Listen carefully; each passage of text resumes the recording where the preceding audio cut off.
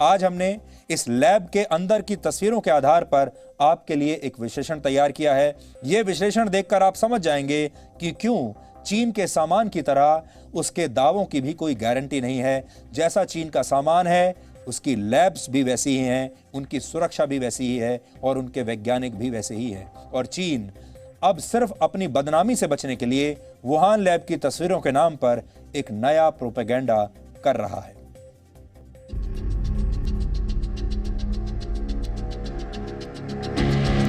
चीन के हुबेई प्रांत की राजधानी वुहान, जहां से कोरोना वायरस पूरी दुनिया में फैला, उसी वुहान में मौजूद है चीन की वो लैब जिस पर कोरोना वायरस की जन्मस्थली होने का शक है, जहां अभी तक चीन ने किसी विदेशी वैज्ञानिक को जाने की इजाजत नहीं दी। जिस लैब से कोरोना वायरस लीक होने के इल्जाम पर चीन भड़का हुआ था, ये उसी कुख्यात Wuhan national bio safety lab के अंदर की तस्वीरें हैं जो अब बाहर आ चुकी हैं। चीन के सरकारी चैनल ने वुहान लैब से रिपोर्टिंग करके दुनिया को यह दिखाने की कोशिश की है कि कोरोना वायरस से इस लैब का कुछ लेना देना नहीं है। 实验室一直在合法、合规、安全运行，没有发生病原的泄露和任何人员感染的现状。任何一次传染病的流行和爆发都会引起民众的关注，因为对传染病的这种恐惧、无奈，加上对信息的不了解。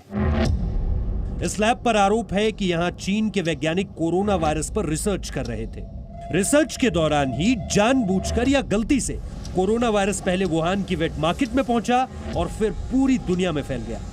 अमेरिका समेत दुनिया के कई देश इस थ्योरी पर विश्वास जता चुके हैं, लेकिन चीन है कि मानता ही नहीं।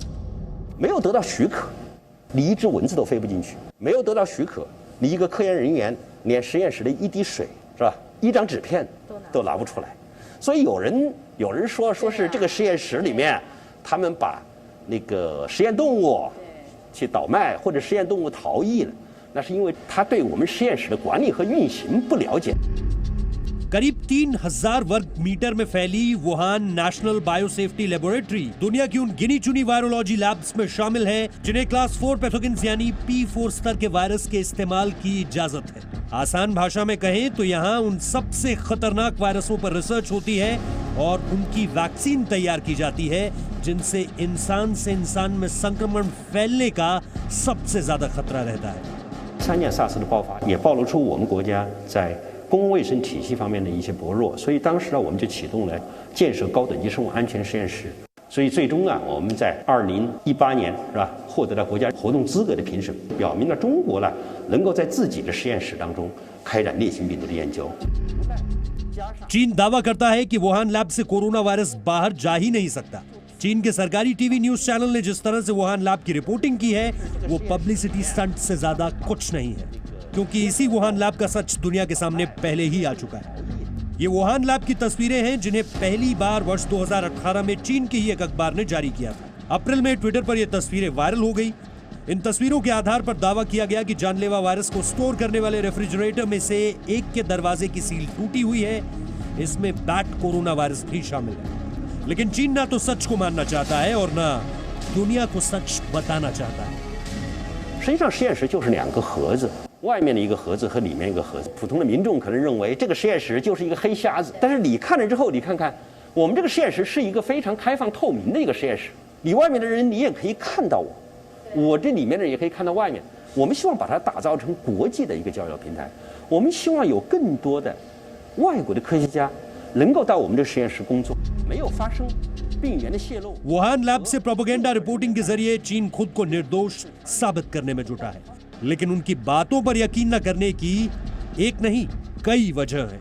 पहली वजह, कोरोना वायरस का पहला केस उसी वुहान से सामने आया जहां यह लैब है। दूसरी वजह, वुहान लैब में वर्ष 2018 में खतरनाक वायरसों पर रिसर्च शुरू हुई और एक ही वर्ष में कोरोना की शुरुआत हो गई।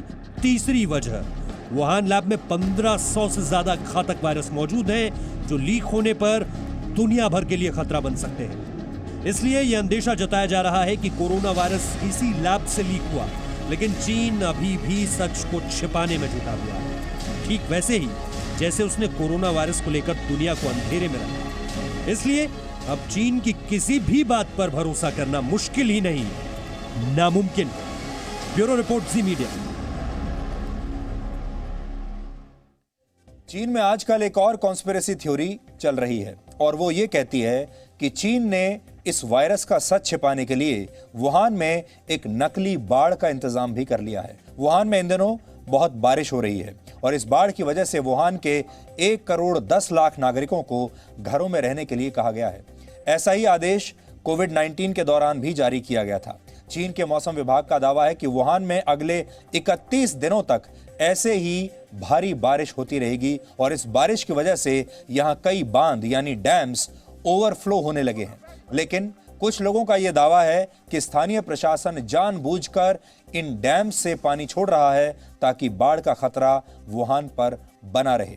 जो लोग इस कॉन्स्पिरेसी थ्योरी पर यकीन करते हैं उनका यह दावा है कि चीन ऐसा कोरोना वायरस से जुड़े तमाम सबूतों को मिटाने के लिए कर रहा है।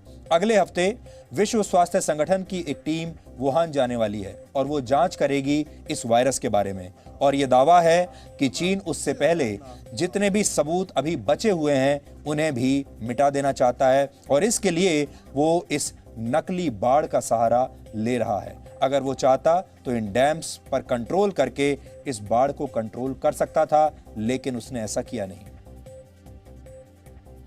चीन यह दावा कर रहा है कि वुहान इंस्टीट्यूट ऑफ वायरोलॉजी का कोरोना वायरस से कोई लेना देना नहीं है, लेकिन ब्रिटेन के सबसे बड़े अखबारों में से एक द संडे टाइम्स में एक चौंकाने वाला खुलासा किया गया है। इस अखबार के मुताबिक करीब 7 वर्ष पहले इस लैब में एक वायरस का सैंपल भेजा गया था जो बहुत हद तक कोविड-19 से मिलता जुलता था। इस रिपोर्ट के मुताबिक वैज्ञानिकों ने वर्ष 2013 में कुछ फ्रोजन सैंपल्स इस लैब को भेजे थे।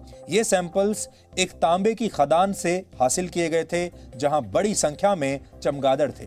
इस खदान की सफाई करने वाले 6 लोगों को निमोनिया हो गया था, जिसमें से 3 की मौत हो गई थी और यह दावा है कि इन्हें यह बीमारी चमगादड़ों से मिली कोरोना वायरस की वजह से हुई थी। चीन की एक बहुत बड़ी वैज्ञानिक ने भी इसी खदान पर शोध किया था और उस वैज्ञानिक का नाम है शी जेंगली।